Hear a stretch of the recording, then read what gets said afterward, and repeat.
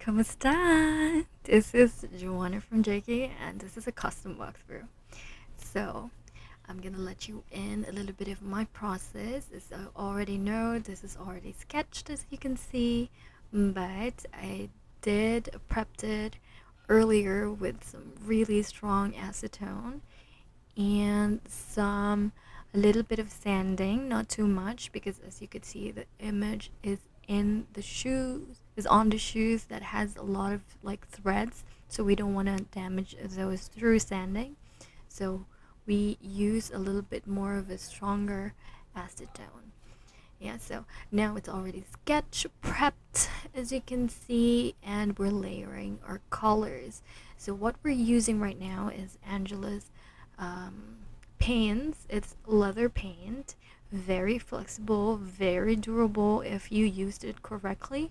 I know that for a fact because I've been using Angelus for 5 years already, and I have done thousands of shoes. Almost right. I think it's almost like 809 something. Yeah, hundreds of shoes. Let me correct myself. I don't want to be bashed on my first YouTube video. Okay, so yes, I used it with a lot of customized shoes and other materials already, and so far it didn't really disappoint. So, going back to what we're talking about, so as you can see, I'm layering some colors. I'm using the pre-mixed colors already from Angelus, which is yellow, orange, purple, brown, uh, and then on top of that, I also mixed my own colors. So I mixed two different colors that is more likely looks like foundation shades. There's like two types of like foundation shades. A little bit more of a beige, deep beige sandy color, and some like browns with, of course, a little bit more sandy colors as well. Then, as you can see, the colors wasn't as strong at first because I have mixed too thin to the colors, and then I'm layering them together. What I usually do on my end is I don't clean completely my brush because I want the blended look. And to achieve that blended look, I need to make sure that there's still some products left on the brush when I pick up another.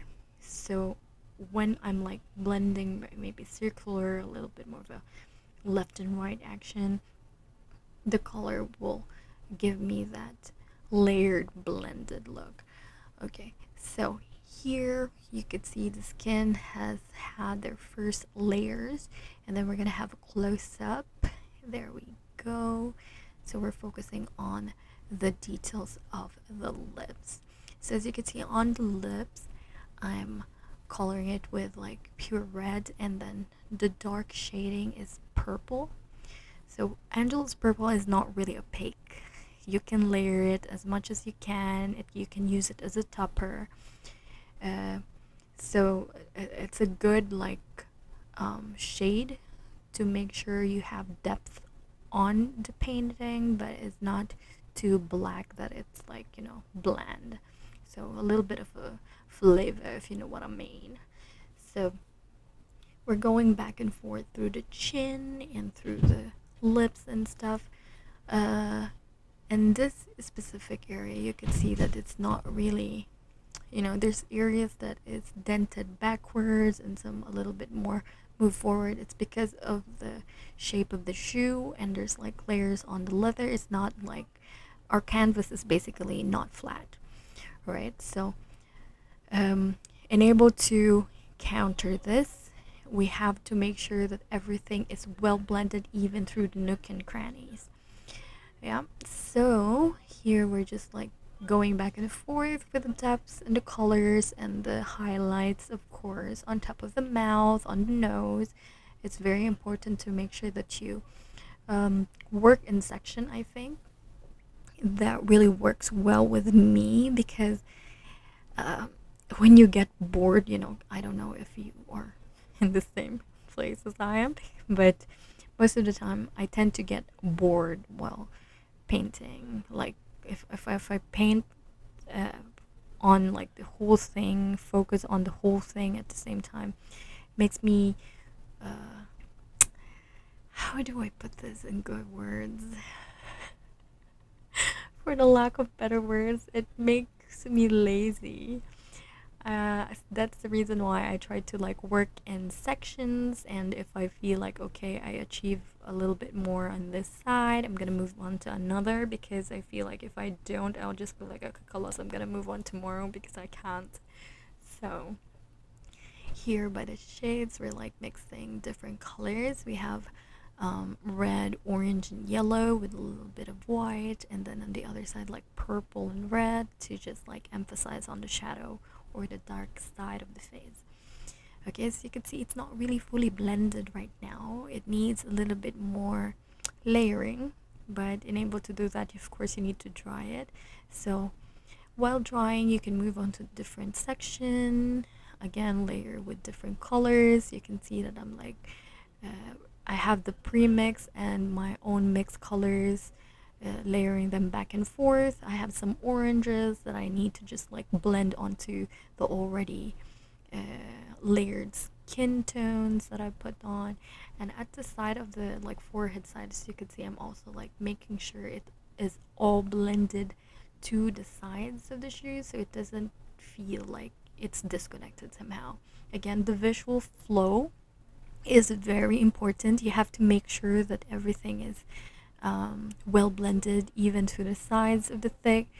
I keep on saying thick. It's not thick, it's thick. It's the swoosh side. Okay, so that's what I'm talking about. As you can see underneath the swoosh, I'm also like blending because this is very important, just to not disrupt the visual flow. And of course, it gives like a better finish. It's more professional.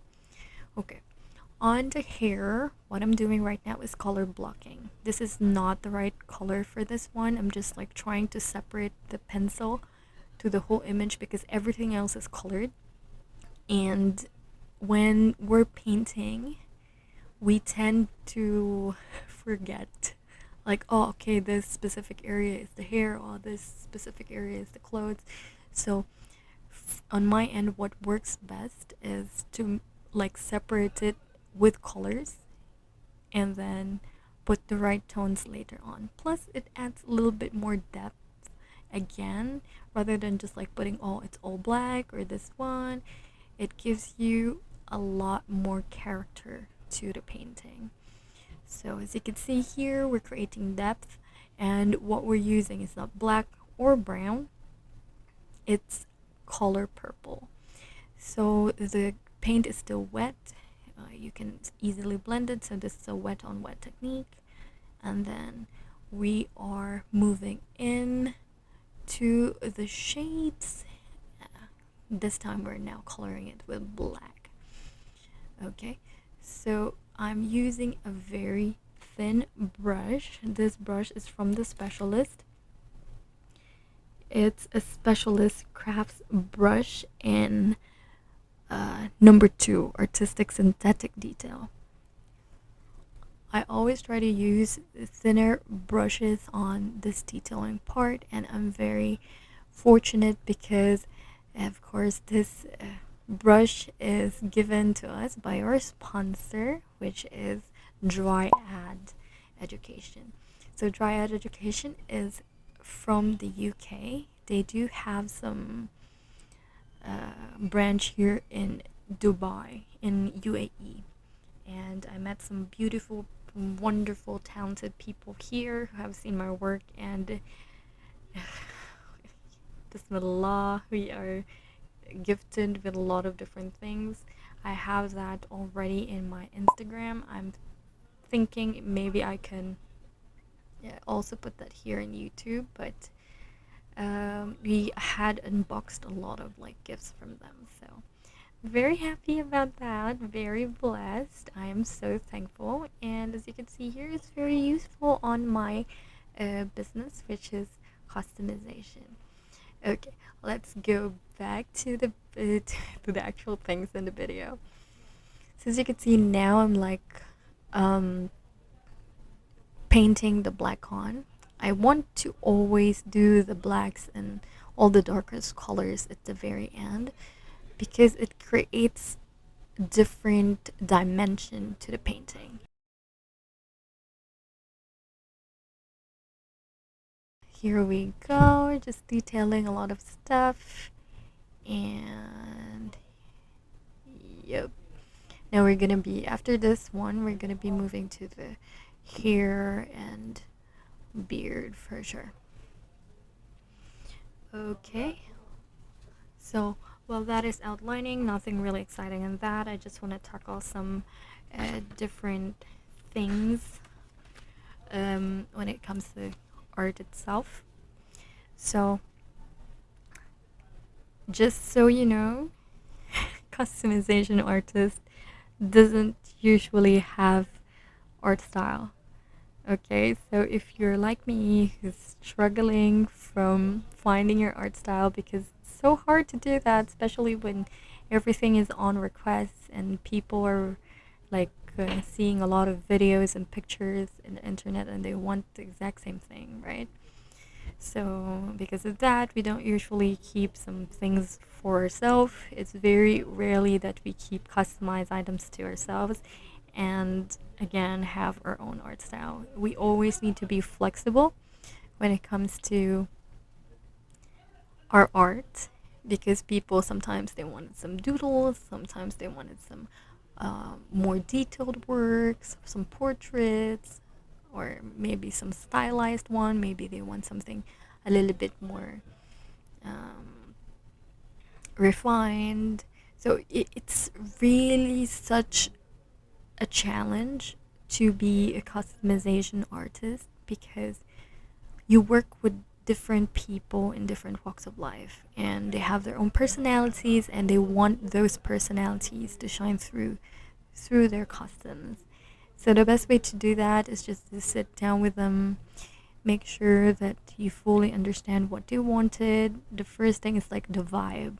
I always ask them about the vibe, like what do we want to show? Again, we are like humans, we have different sides of us and we have layers like an onion, and we tend to like wanted to show some of our sides in different scenarios. We have our business side, we have our like artistic side, we have like a version of us when we're with family, we have a version with our friends.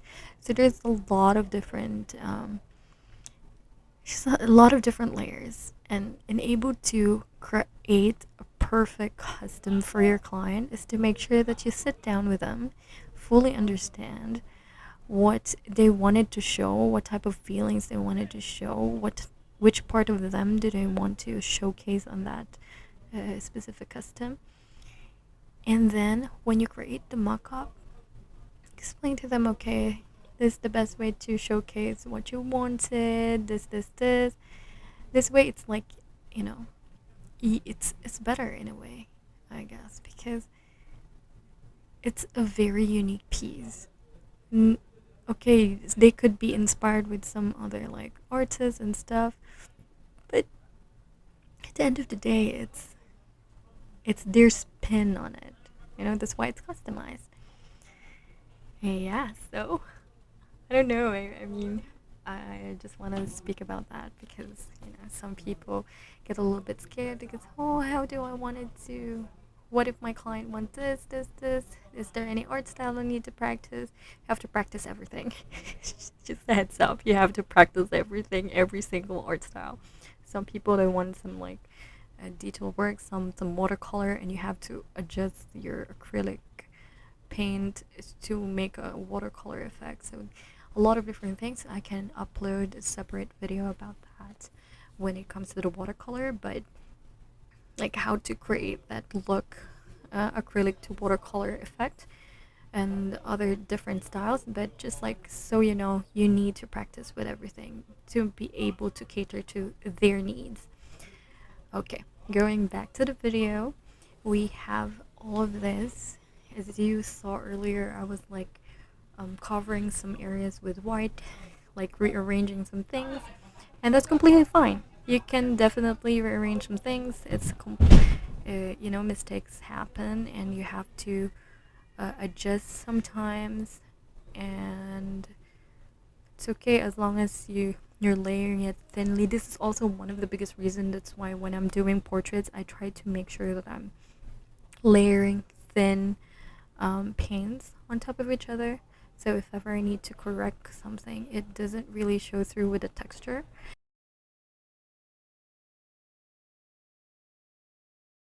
So again, some rearrangements, and now we're gonna go to the um, outfit.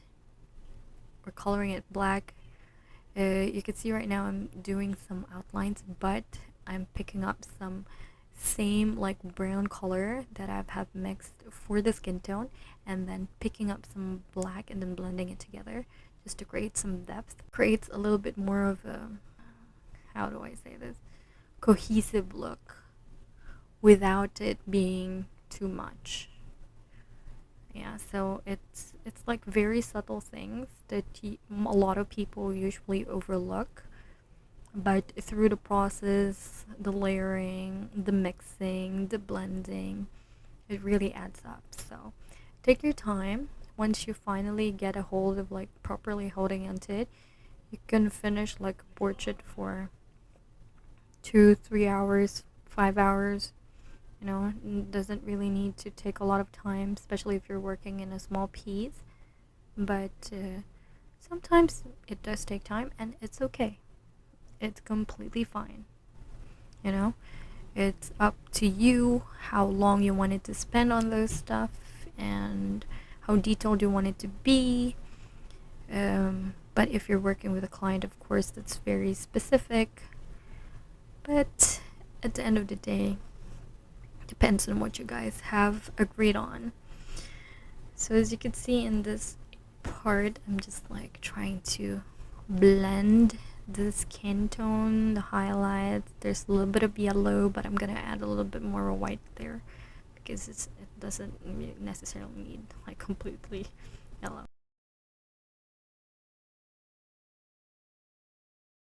Now we're gonna go in a highlight on the nose and some on the eyes and the shades for sure. And I'm still using the exact same brush, by the way, yeah. The one from Dryad, because, you know, I don't like using a lot of different brush unless it's necessary, you know?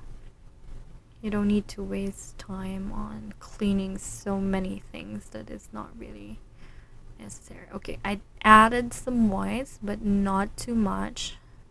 Just a little bit, just to create that more uplifted look. And there we go. We're going back and forth with everything, as I told you earlier. This time, more purple. At least now you can see a little bit better because it's closer. And again, this one is not black at first. It was purple, but as the time goes by, as I told you, like purple is not really as opaque as I want it to be. So then I mix like a little bit of black here and there to make sure that the image is completely there we go, you can see it now. Yeah, so some black here and there. There. So now you can see that there's the color. Yay! And then of course the sides, very important. Make sure that's all completely painted. I added some orange on top of the color to make it a little bit more uplifted again. And yeah, I think I'm completely fine on this area. Now I'm gonna go to the background. So this background is just a mix of like the lighter beige. It's not light, but you know, I mixed two colors in the lighter one. So this is yellow, orange, and a tinge of that like deep beige, sandy foundation shade type of thing. It's mixed with a little bit of too thin, and I have like a more wide bristles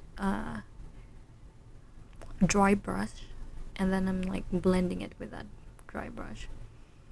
So this way it's a little, because that's the look that we wanted, you know, that's the end product that we wanted.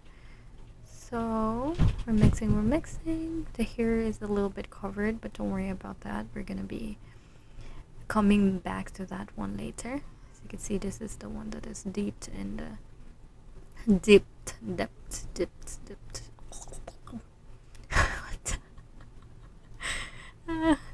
As you can see as well there. Honestly, acrylic, you have to work with them really fast because it dries so fast. But to rectify that that part, you can use with too thin to blend it out. It takes a little bit of time to practice, but once you know how to work with too thin to match the colors, blend it properly, it's, you know, you can create a lot of different things. Angelus has a lot of products and chemical compositions and stuff that you can definitely work with. It helps with mistakes or some like techniques, looks that you want to end up with. So those are really nice. You can do a lot of things with it.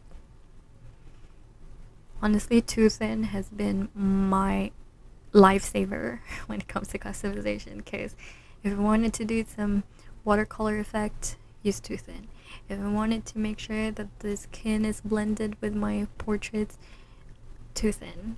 You know, it's like, it's a very versatile how do I say this? It's a very versatile chemical, and it's supposed to be working for fabric, so the acrylic paint is not too thick, but I'm using it on my leather works and making sure it, you know, it adjusts the paint texture to how I need it. Yeah, so anyways, I think that's it. You can see this already finished. We're gonna have a last look together. So the other one just have XO, and ta-da! Hope you like it. See you in the next one.